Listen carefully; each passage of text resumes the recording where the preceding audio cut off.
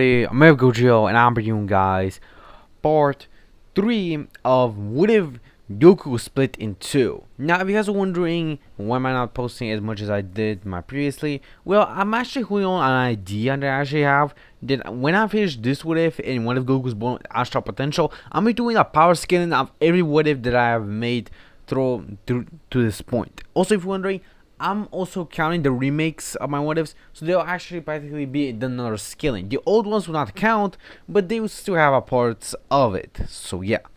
Also, you guys are wondering, yes, I'm also gonna do a remake of what if Goku had Gohan's potential. I'm gonna do a remake of this what if since I kinda did a lot. A lot of highballing Goku about Gohan's potential, so I decided to just make a remake of this what if. Of course, I'm not gonna lowball Goku in that what if, but I'm not doing a full series. I'm doing separate parts since I now have the idea and adjustments to know actually what I meant. Also, if you guys are wondering, you can also tell the scales for the original and the remake. So yeah.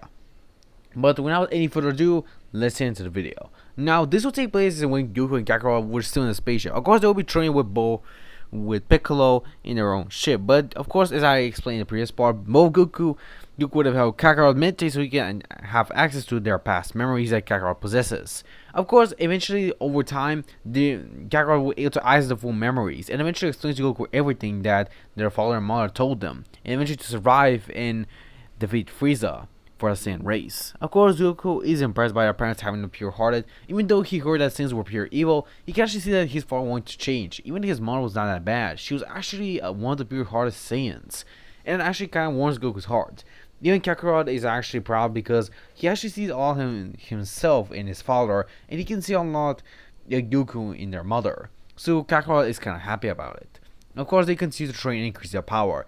By the time they both landed on Namek with of course, Bulma, Gohan, and Krillin being on the other ship, they most likely reach a skyrocketing power levels. Of course, both Kakarot and Goku were able to also use a connection between the ships so they can help Gohan control better his ki, alongside help Krillin as well with his training due to motivation. Now, the power levels I'm giving them will not be shown on screen, so you better listen carefully. Now, Bulma will not get any powerful, so she still stays the same power level she stays in canon. So, if you're wondering, Krillin is the weakest, but he's still pretty strong. Krillin has a power level of at least 35,000, being stronger than Vegeta because of his training with Gohan. Gohan, due to having a weaker training partner, is kind of weaker than the rest, but he's still pretty strong, having a power level of 60,000, which is still impressive. And Piccolo is actually kind of being on the back foot because of both Goku and Kakarot constantly getting Zenkai. So Piccolo has a power level of 200,000 in base form. And that is still pretty impressive because we all know that Piccolo isn't quite strong. And putting Piccolo at that level is impressive. Also, if you're wondering, yes, Piccolo did learn Kaioken for both Goku and Kakarot, and he was able to actually increase it times 10 because of his Namek regeneration. Both Goku and Kakarot are actually equivalent in power because of their training with one another. Because since they both are now focused on Kaioken, they both are now equally matched in power level. I would say they both have power levels of 800,000. If you're wondering why am I putting them at 800,000, it's actually pretty simple. Remember, Saiyans grew stronger the longer they train with one another and the motivation they give one another. And since Kakarot and Goku are practically almost the same person, this will most likely apply to both of them to a much greater scale. I could even put them at 1 million if I want to, but 800,000 is just enough for both of them. They have already also able to get good control over Kaioken times 10. It can utilize it with better efficiency than Kakarot did against Vegeta. They both can utilize it much longer than the original. It do not have the same strain as they did in our bodies. They both can also utilize Kaioken times 20, but they can only hold it for around 5 minutes, and after that, all their stamina and bodies will hurt afterwards. So yeah. And which of course they were able to arrive on the Grand Guru's place, and eventually he gets their potentials unlocked. Now I'm giving them the full potentials unlocked right off the bat. Now Piccolo will also refuse with Nail just in case, because if they need an extra power up, and Piccolo with his potential unlocked alongside Nail fusing with him will grant Piccolo a power level of at least 50 million in base. Yes, this is Piccolo became this strong after fusing with Nail and getting his potential unlocked by Guru. Gohan will get into a power level of 600,000 to maybe 750,000, while Krillin will get to a power level of at least 200 to at least 400,000, which is still impressive. While both Goku and Kakarot will increase their power levels incredibly large. Their power levels will increase to at least 4 million to at least 6 million in base, which is impressive because both of them can now utilize a much higher levels of Kaioken if they wanted to. But of course, Frieza was actually able to hurl about 2 stages being very powerful to overpower Vegeta. So Frieza decided to slightly train. He only trained for 1 day. He did not train for 4 weeks or anything. He just decided to train for 1 day. And that 1 day just increased Frieza's power level by at least 5 times. Meaning that Frieza's first form is actually 1.6 million. And that is actually pretty bad for our heroes, because if this is this strong, then it means that every form he gets is even stronger. Both Goku and Kakarot are confident that maybe they can defeat Frieza together.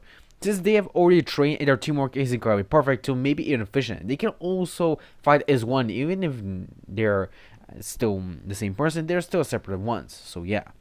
Eventually, of course, Vegeta does arrive, and he still actually gets his original camp parallel, but due to his Zenkai being a lot higher because of Kakarot and Goku both beating him up to a much more damaging, I'm gonna say that Vegeta will most likely get 5 times stronger than he would have been. His Zenkai did increase his power level to 24,000, which from what I can see, he only gets 60,000 stronger. Now, if I'm to apply the multiplier of 5, this would mean that Vegeta gets a power level of 408,000, meaning he gets actually twice stronger than before, than the original canon. But still, he's nothing to our Z fighters. Of course, the Ginyu Force will still arrive the same as the original, but because of the gigantic power levels everyone was able to get, they most likely will easily able to destroy the Ginyu Force. Even if Captain Ginyu does steal Goku's body, Kakarot will easily able to beat him. And if it'll happen with Goku or Kakarot, they just can easily beat one another because of Captain Ginyu cannot use the full power of the body. So yeah. Of course, Frieza was still able to apparently see the Saiyans and eventually decided to fight them.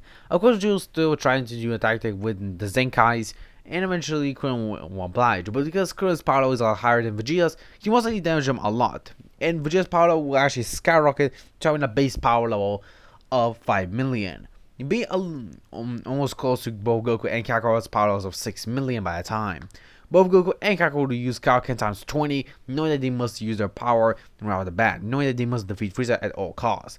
But Frieza powers up into his final form, and his final form at 50% is at 250 million. Both Goku and Kakarot are surprised by Frieza's power. He's trying to hold them all, but Frieza is able to hold them all, both of them, with ease. Goku and Kakarot don't know if they can hold on for much longer, because their Kaioken isn't about to drop their stamina to a much lower point. Frieza just laughs and death beams Piccolo as he takes the hit. Piccolo collapses to the ground, almost nearly dying, but he's able to get a senzu beam. Both Goku and Kakarot are ready to fight again, but Vegeta is also blasted as he protects both Goku and Kakarot, as both of them were surprised by Vegeta's kindness. Vegeta tells them that he can see that they're incredibly strong and powerful, even stronger than him. Vegeta tells both Goku and Kakarot to avenge the Saiyan race, to defeat Frieza and end his tyranny. Both Goku and Kakarot are motivated by Vegeta's words, as both of them can feel the rage, their Saiyan rage bubbling. Both of them roar as a unique fashion. A golden light will appear, starting both of them. Frieza isn't shocked as everyone else, as Vegeta can see for his last moments, as both Goku and Kakarot becoming Super Saiyans. Both of them take their own fighting stances as they look directly at Frieza, as both of them tell Frieza that it's time for him to die. As both rush against Frieza, Frieza isn't shocked by their immense speed. Because of Goku and Kakarot's speed is because of their power levels. Because of the Super Saiyan guaranteeing a 50 times boost, they both have power levels of 300 million. Frieza is trying to power up to his full power. Powers up as he's able to reach a power level of 500 million. Both of them are of course able to get senzu beans thanks to Gohan, as both of them saw one. They were damaged by Frieza when they battle alongside the Kaioken. So with the Zenkai, the power levels increase. I actually mentioned that Frieza. Both of them are now have their own power levels of 500 million. With this, of course, they're both easily able to turn the tides against Frieza, since they both, Goku and Kakarot, are incredibly experienced with both their fighting styles. Kakarot is much more brutal, while Goku is much more focused. So both of them were able to practically beat down on Frieza. Frieza starts to destroy the planet before they both can notice, as he tells Gohan, Krillin, Piccolo, Bulma, and of course Dende to leave as quick as they can. They nod as they take the spaceships so they can leave. But Goku and Kakarot stay so they can face off against Frieza, knowing that they must defeat the Emperor before something bad happens, or if he escapes. Frieza, of course, knows that he can survive in space, but he doesn't know about Kakarot. But he knows that Kakarot and Goku cannot even survive that. So, of course, Goku and Kakarot decide to finish off the battle. As they both power up a Kamehameha, they fire it at Frieza, seemingly sending him off planet Namek and damaging him a lot, cutting off half his body. Both Kakarot and Goku are able to get in the spaceship, and due to Bulma actually able to teach something about space travel to both of them, they were actually able to kind of activate the ship by pure luck. Well, of course, they were able to actually escape now before the explosion, but because of the intense battle, they were actually slightly collapsed, since they kind of used almost all their energy to blast off Frieza. They both powered down from Super Saiyan as they head off to planet Yardra like in the original. Of course, everything goes back to the original, and both Kakarot and Goku train on Yardra. Both of them can actually sense in one another that something is wrong with their hearts. They cannot tell what is this, but they decide to just continue to train, and then maybe find out in next year or with the Dragon Balls. Both Goku and Kakarot both train in trying to learn spirit control. Both of them are actually a lot more experienced, and they're both able to learn its transmission thanks to their training. Both Goku and Kakarot were also able to achieve grade 2 and 3 by the time of their training. Also, they were also able to get spirit vision alongside the cloning technique. They can actually use multiform. It doesn't actually split their power levels in half. It probably creates a perfect clone of themselves, which is an impressive unique technique that they decided to learn and also decide to utilize in the future. As they, of course, return to Earth, they actually greet with a surprise visitor. Someone with the purple hair who defeated King Cold. Both Goku and Kakarot ask who this fighter is, as this fighter reveals himself to be known as Trunks, with him telling both Goku and Kakarot that he must tell him something important because he is from the future. This surprises both of them, as guys is the end of the sport. See you guys in the next one. See ya.